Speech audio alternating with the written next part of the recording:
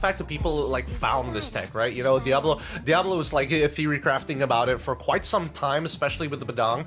More so now that taking the support emblem is actually very, very powerful on the Badang. Not only does it give you like enough to survive the laning phase, but more so brings even more value later down the line every single time you throw out an ability. But now we come into game number 2. EVOS Esports now on the blue side, Blacklist International on the red side. We have the Loyi Matilda and, oh, surprisingly, a Yve ban coming up from the side of EVOS Esports with the Granger Jushin and Fanny from Blacklist International. I think it's understandable. The Eve gave EVO so much space to play around in the previous game, and they're obviously not gonna first pick it, so it's just better to remove it from the pool in general. I think it's also very smart of Blacklist to ban the Granger and leave both junglers open by giving EVOs the choice. Hey, do you want Joy? Do you want Suyo? We'll grab whichever one you don't have, and we will have ways of countering you.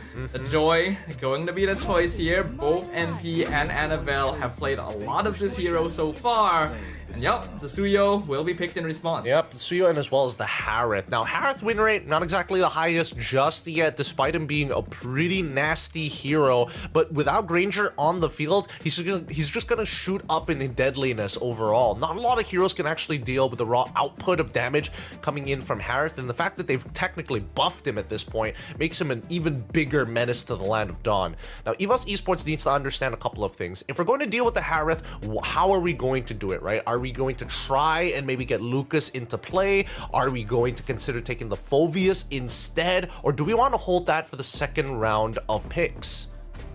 Yeah, Phoveus would be the most obvious direct counter, but if they pick Phoveus right now, then Blacklist can just instantly respond with like the Glue or the Lucas, both of which can deal with Phoveus pretty well. So I don't think EVOS wants to risk that just yet. Looks like they're playing it safe. They go for the Farsa to give themselves some artillery to play around. The only artillery, since Granger is already gone. And the Gatot to make sure that Blacklist cannot pick it in response to counter with the AOG. But this means that Lucas falls into the hands of Blacklist International. Okay, I like EVOS Esports' approach to this, right? They're going to be locking in the Gatot because as soon as we see the Zaman Force get popped down, if he doesn't have Purify, it's a free Sky Guardian, Avatar of the Sky Guardian, right? He's just going to force him out of it so he doesn't get full value from that rune. However, I don't know whether or not this is going to be a Gatot into Lucas matchup. I'm not sure just yet, but it is a pretty decent flex. So either way, it's a strong third pick, but now we see the Badang ban for the side of Blacklist International. I wouldn't be too surprised if Blacklist International also gets rid of the Phoveus as well. And they can get rid of the Phoveus, but another thing that we have to consider now is like the Tigreal or the Beleric as a way of countering the Joy, right? That's always something that'll be on the forefront of everyone's minds. EVOS has to spend the ban on the Angela because that combo is just a bit too well into Harith and Lucas. Like you mentioned, the Phoveus will get banned out. EVOS, they will only have one option to get rid of a roamer that could potentially disrupt the Joy quite heavily. I think you take away the Tig if you had the option, right? I think Beleric is a little bit more manageable, but it's a lot easier to respond to Beleric if he takes Flicker instead of Revitalize in comparison to a Tigreal. Yeah, I agree with you. I think Tigreal just has more solutions overall.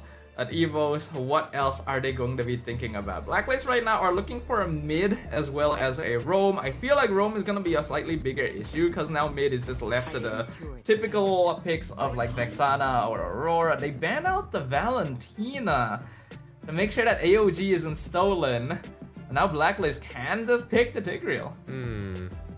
Interesting. I don't think it's just the AOG. What else are they worried about here? Are they worried about something in the support sector? I guess they could go both ways, right? All right, let's see how they're going to play this out. First, Blacklist International needs to lock in.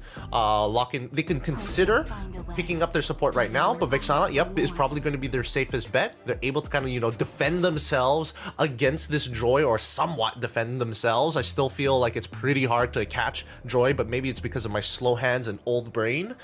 EVOS Esports. Now let's see the full composition.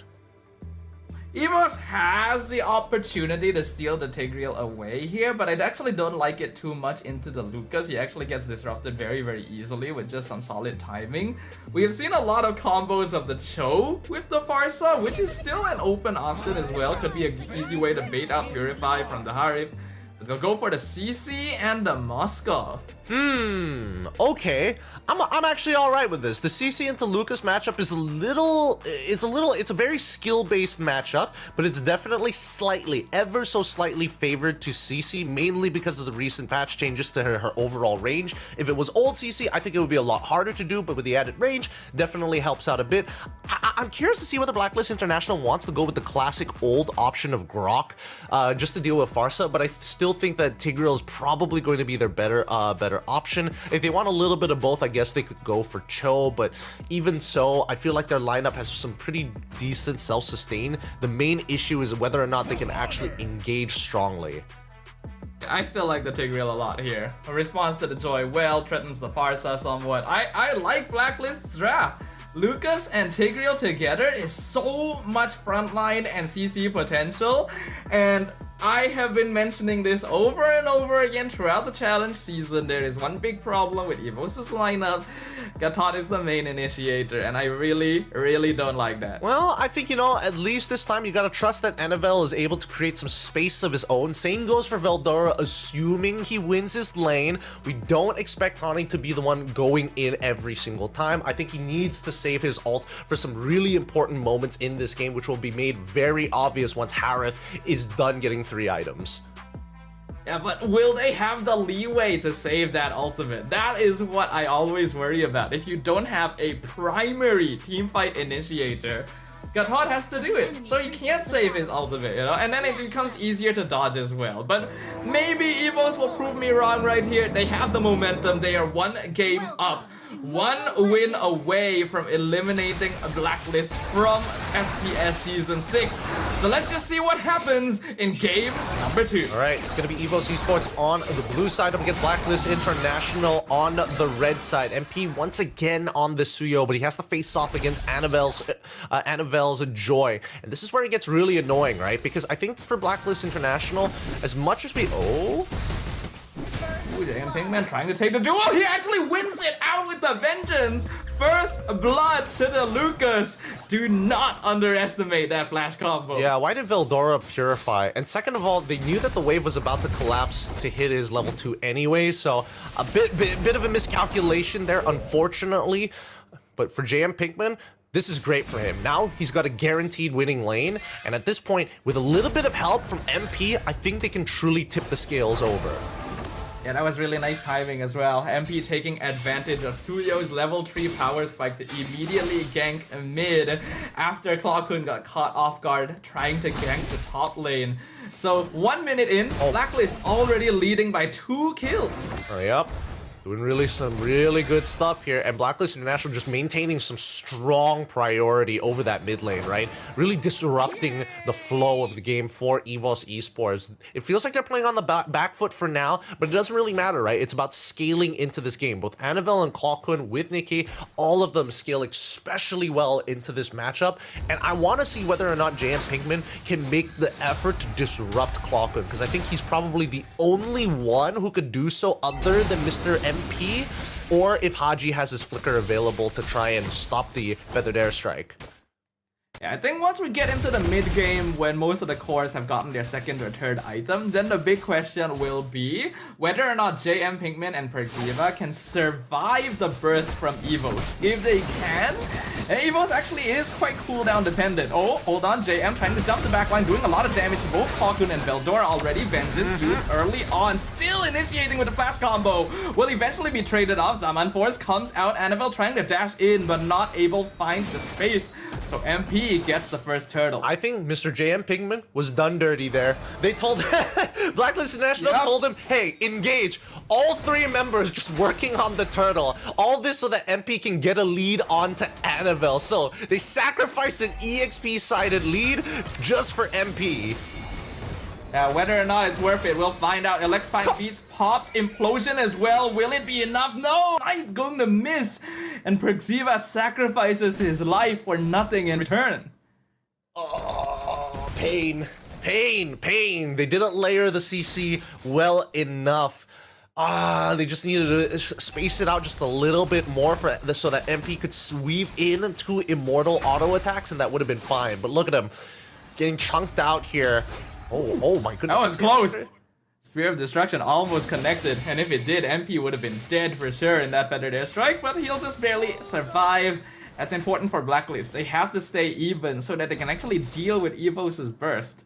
Actually, I'm surprised that Clawkun didn't flicker forward to try and land at least one more of that feathered airstrike. I think that would have killed MP as well. Not sure if his passive had already been triggered off of the first one, but still, even so, he still can use that. He's still holding it up. It's better to save the resources than waste it for something that's unguaranteed.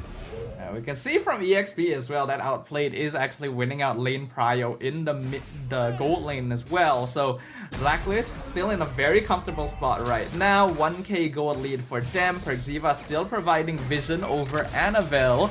They're gonna want to set themselves up for the turtle. It's gonna be up in another 15. The blade surge connects on Tawny. Revitalize comes out. AOG cancelled, but he's still able to survive it all. Yep, Revitalize is all that he needed. He just needed to believe in the Revitalize. But now EXP laners going to get involved here as the turtle has spawned 2-2 current score line with a 1.5k lead for Blacklist International, but they have first position over it. And with first position, it's really tough for EVOS Esports to actually walk in for free unless Gatot. AOG comes in, lands on one, taunts JM under the tower, but Vengeance keeping him alive. Meanwhile, Outplayed on the back line, picks off Veldora. JM Pinkman gonna finally be traded away, but they lose Clawkun as well as Blacklist just dives EVOS between their own towers. Double kill for MP. Yep, worth it. I think JM Pinkman understood that he was basically dead meat. He knew that he was going to be in a lot of trouble as soon as he got hit by the AOG. So at that point, you might as well maximize your damage, or at the very least find in enough places to sneak in your auto attacks, because at least with your first skill, you have CC immunity when you start channeling it through. Either way, it still works out very well for Blacklist International at this point of time, and not to mention that MP still maintains his lead level-wise against Annabelle. And also, something we have to highlight. In game number 1, we definitely said that EVOS Esports had the easier lineup to just execute. Very honest, easier to play. In this game, that definitely goes to Blacklist. EVOS has a lot more to achieve in terms of the team fighting because they don't have as much tools and utility to just lock down Blacklist. So we can kind of see that happening already. Yeah, it's becoming very evident that it's really difficult to get in on these fights, especially when you don't have like tempo on your side. Always having to play one step behind Blacklist International is really unfortunate because you want to be able to set up beforehand. Oh, Conceal coming out from Persada just so that they can threaten position over the tier 1. Okay, they're sacrificing a lot here for the side of EVOS. Yeah, honestly, trading Conceal for mid-tier 1 is very worth it. Whoa, Annabelle being chased down up top lane. Oh, not able to dash away. MP able to follow up, get the final blow. And even despite having more presence in the mid lane, you can see that EVO is just not able to compete with Outplayed already. AOG used defensively.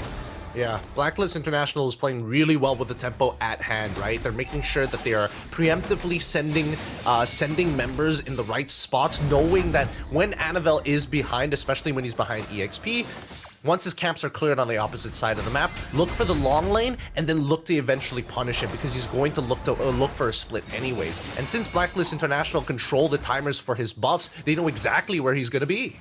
Annabelle is going to be completely zoned out of his jungle for a long time here because EVOS just does not have map priority. Again, I really don't like the solo initiating the taunt. You can see that there's no way for Tawny to actually create any space for his team. And CC even went Purify instead of Vengeance, so Veldora can't even be a secondary front line for EVOS. Well, to be fair, I would say a lot of the fault is really coming down to whether or not CC was winning her lane in the first place, right? Had CC gone even with Mr. J and Pinkman, technically she would have been able to kind of like lock him down in lane a lot better. And I do think that mid prio has been a big issue. I think that EVOS Esports, unfortunately, Botanian as well as Clawkun needed to control that mid lane just a little bit better and then call Annabelle to cut off rotations rather than looking for these hard kills towards the bot side of the map. Yeah, I agree with you. I feel like EVOS just weren't active enough with a composition that actually hits a pretty powerful timing at level 4. And Blacklist took very strong advantage of that. They're already setting up for this tier 2. AOG comes in, dodged entirely. Persada pushes Tawny back. Revitalize use Zaman Force as well. Ooh, Spear of Destruction does actually connect. Veldora chasing Persada down. The Conceal can allow Blacklist to get out quite easily. Now the Zaman Force re-engage on Tawny since he has no Revitalize. And JM Pinkman already targeting the backline. Instead, Nikki forced the back by the Evil Quelling. Oh, MP! This is the skill too!